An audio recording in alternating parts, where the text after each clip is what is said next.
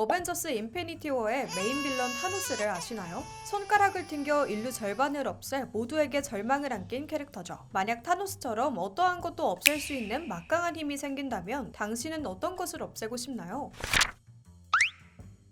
직장인이라면 중요한 자료를 삭제하고 퇴사하는 상상을 한 번쯤 해봤을 텐데요. 만약 삭제했다면 사이다 결말을 맺은 걸까요? 몇 년 전 한 커뮤니티에서 레전드 퇴사자로 불린 이야기를 소개할까 해요. 글쓴이는 자신이 근무 중인 회사가 아침부터 발칵 뒤집혔다고 전했습니다. 전날 퇴사한 직원의 만행 때문인데요. 자신의 작업물을 전부 삭제한 것도 모자라 다른 사람의 작업물까지 일부 삭제하고 떠난 거죠. 담당 팀장에겐 모든 자료를 백업했다고 말했지만 실제로 모든 자료를 다 지우고 사라졌어요. 정말 황당한 사건인데요. 이러한 레전드 퇴사자에 대한 이야기는 꾸준히 커뮤니티를 달구고 있습니다. 앞선 사례처럼 파일을 완전히 삭제하고 나가는 일이 계속 발생하고 있는 거죠.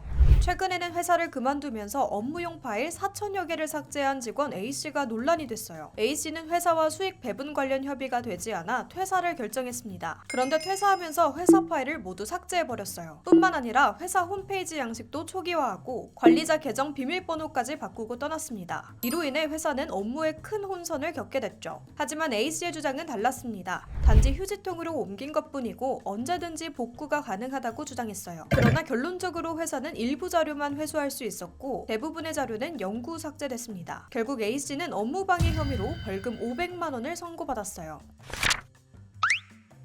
형법 제314조 제1항의 업무방해죄는 위계 또는 위력으로서 사람의 업무를 방해한 자에게 해당됩니다. 위력에는 폭행이나 협박뿐만 아니라 사회적, 경제적, 정치적 지위와 권세에 의한 압박도 포함되는데요. 직원의 행위로 인해 회사가 정상적인 업무 수행이 불가능하거나 현저히 곤란한 상황에 처했다면 업무방해로 볼 수 있습니다. 또한 업무에 방해될 가능성이 있다고 판단될 경우에도 동일하게 적용됩니다. 타인의 전자기록 등 특수매체 기록을 손괴했다는 것이 입증될 경우 업무 방해죄가 아니더라도 형법 제366조의 재물 손괴죄 혐의를 받을 수도 있어요. 대표적인 사례를 살펴볼까요? 결혼정보회사에 다니던 B씨는 회사에서 해고를 당하자 복수를 결심했어요. 결국 B씨는 회사 컴퓨터에 저장돼 있던 경영성과 분석표 등의 업무 파일을 임의로 삭제했습니다. 직접 작성한 자료이니 삭제해도 된다고 생각한 거죠. 그러나 법원은 B씨에게 벌금 50만 원을 선고했어요. 회사 컴퓨터에 저장된 업무상 파일은 회사가 관리하는 소유물이라고 판단했기 때문입니다.